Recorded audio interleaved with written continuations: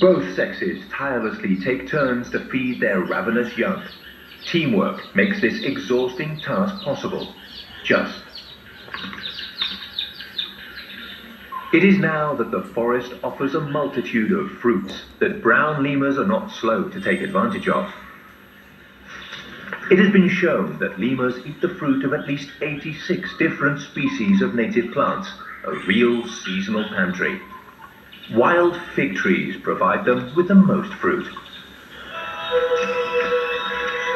Brown lemurs are among the few animals who will take food, such as ripe fruit, from the ground.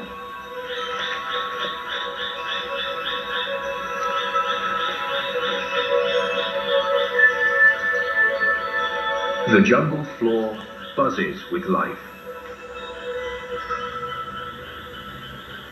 And in the